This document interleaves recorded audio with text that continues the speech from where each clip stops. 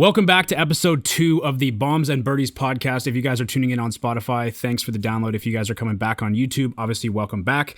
And in today's episode, we're going to dive right into the top 10 exercises that I personally recommend my clients and everybody else to do in the gym to not only build a stronger body, a more proficient golf swing, but just to make your game overall in the process. So I want to talk to you about a little bit of a story first, because I think it's super important to give the background as to why I chose these specific exercises. And not only that is, I am a gentleman that came from being very skinny, being very hard to put on weight, being very slow, and basically being blown away by the wind in most golf courses that I used to play. It was pretty funny. So getting in the gym, getting stronger, and building that confidence in the gym just bled into not only my everyday life, but also in my golf game as well. So I think all these exercises are going to be super important to be able to build that strong, powerful, stable golf swing that everybody is always chasing. So let's start all the way at the top, because the number one movement, in my personal opinion, and this is just for everyday life as well, is going to be the squat. Whether it's front squat, back squat, box squat, whatever the case may be, you need to be in the gym training squats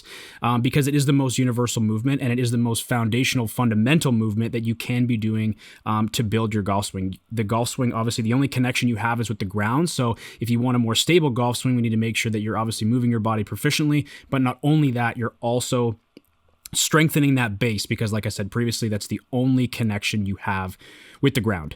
Now, number 2 is going to throw a lot of people for a loop here, but I personally think that you should be deadlifting to a degree, whether it's trap bar deadlifts, hex bar deadlifts, regular barbell deadlifts. The reason being is because being in a sport where you're bent over most of the time, you need to strengthen your posterior chain. So most of the time, there's a couple limiting factors, or a couple factors that come into creating more of a structural posture. But most people's backs are sore because they're weak, or their hips are tight, or their hamstrings are jammed, or their upper back is super weak because they're not training that specific movement. You sit at your desk all day, type away, go play golf, sit in a cart, standing, bending over. So a lot of it is not as not doing that movement is not going to do you any good. So if you're not deadlifting, there needs to be some form of hinging movement to strengthen your posterior chain to actually make the posture of your golf swing just that much better. So again, if you have a sore back, you probably have a weak back.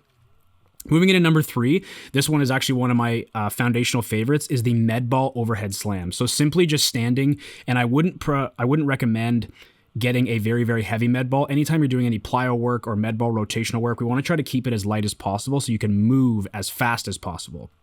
So the med ball overhead slam is simply just very, very easy. 2 hands on the ball, get as vertical as you can by getting as tall as you can, and then sending your hips back first, creating that kinetic chain, transferring energy into the hips, the chest, the arms, and then finally into the rest of the ball. And then you can slam it as hard as humanly possible with maximal intent, because that's what's going to make the biggest difference. So moving into number 4, this one's really easy. You're just basically doing a spin off of the overhead med ball slam, and it's going to be the single leg crossover slam. So this one's really easy to get set up in. Again, you can do this in any conventional gym or in a CrossFit gym or whatever the case may be. You get into a lunge. You basically bring both feet off of the back knee off of the ground.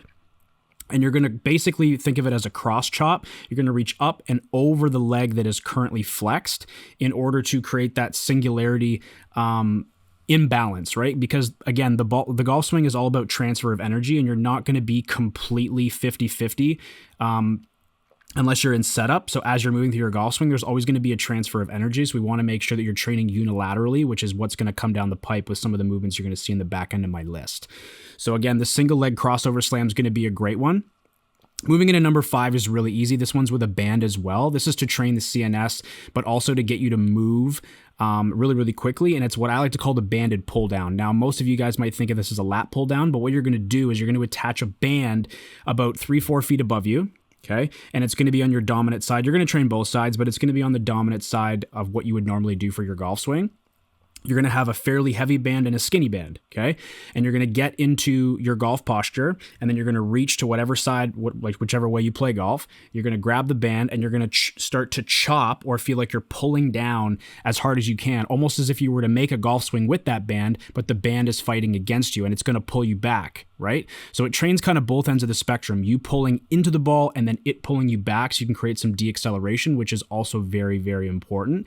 So performing the banded pull down is going to be super, super cool, and it's going to build a lot of speed in your golf swing. I have my clients do a lot of these, and we superset it with some med ball slams, and you'd be very, very surprised of how fast these guys get very, very quickly.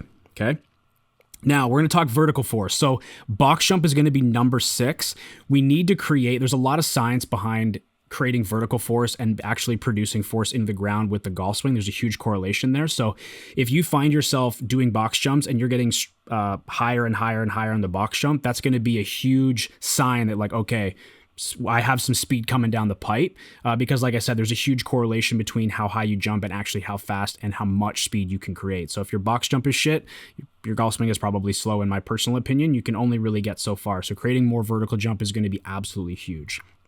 Now, number 7, a lot of golfers don't like to train upper body that much, or at least work out in general, which I think needs to change. However, the dumbbell single arm bench press is going to be something that we're going to talk about, because again, creating that unilateral effect where you're stabilizing with one side of your body and then pressing weight with the other, you're creating stability, strength, and you can ultimately create speed with this as well. So whether it's a flat bench, incline bench, grab a dumbbell, one side. And again, stabilizing with one side, it's going to really, really force you to stabilize. And then you can press with the opposite hand. So this is really, really good for the upper body. And then essentially moving back into the lower body, we have the split squats, the single leg squat. This can be done with a barbell, anything front loaded, kettlebells, dumbbells, whatever the case may be. Again, training that unilateral, although the squat is one of the more important ones in my personal opinion to start, you can also supplement it with some split squats. Again, that's going to build the entire leg, glutes, hamstrings, quads, and ultimately force into the ground, because you only have one leg loaded. So if you guys aren't doing split squats, I would highly advise you do. It's not my favorite movement. However, it does give you the most benefit in the gym, in my personal opinion. Okay. Training the upper back, number 9. So any type of row, cables, bands, dumbbells, chest supported, whatever the case may be, we need to train the upper back. The reason for that is, like I said previously, we want to strengthen that position, because if you're sitting at your desk all day, if you're sitting in a cart when you play golf, you're constantly bent over, bent over, bent over. So what's going to happen over time is your pecs are going to start to get tight. Your shoulder, like your front delts are going to start to roll in. You're going to get that huge round of the upper back. I mean, you're going to look like the hunchback or Quasimodo, like essentially when you're 50 or 60, and that's not good for anybody, right? So we want to make sure that you're constantly training the upper back to strengthen that. So again, we treat the rows and cables as if you were in your golf swing. We set up with a good posture. We can strengthen the posterior chain. That way, when you finish a round of golf, you're not going to be sore, or at least as sore as you would before. So taking care of yourself first and foremost is definitely going to be what you want to focus on first. And then my absolute favorite is going to be kettlebell swings. This is why I left this one last, because any type of hinging movement, aka the deadlift, like we talked about earlier, is going to be super important, but it also provides some conditioning as well. So you obviously can train the lower back, the upper back, the glutes, the hamstrings. Doing that bent over, hinging, opening, and closing, that's a huge power source in the golf swing. So if you guys watch any type of tour player, you'll see them get into a lot of extension in the backswing. You'll see them get very tall, squat down, turn, and then jump, and then essentially squeeze their glutes through impact, which is pushing the hips forward.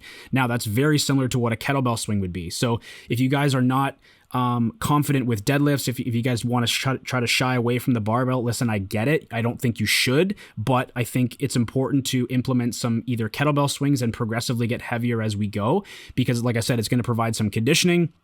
It's going to provide some hip hinging movement, and it's going to provide some strengthening of the posterior chain, which I think is the most valuable in my personal opinion. So that's 1 through 10, guys. At the end of this, I wanted to make sure that I told you guys that, listen, like working out for golf is not something that is very known right now, and I want to change that. That's kind of my goal, is to golf is a sport just like any other sport, in my personal opinion. It might not be the most like athletic as like football or basketball, where you're constantly moving, catching. There's a lot of dynamical work. However, there's a lot of hand-eye coordination, and there's a lot of things we can do to improve ourselves in order to improve our golf game. I know in my coaching program, that's the first thing we focus on, is like, how good of shape are you in? You don't necessarily have to have a six-pack, but we want to make sure that we're not aiding in limiting what we're doing in our golf swing. So if you're having 30, 40 pounds to lose and you're a little bit overweight, your back is sore because you have so much front loaded weight in the belly, right? Like you have a pretty big beer belly. You probably need to lose that first. You're probably losing flexibility because your low back's so tight and your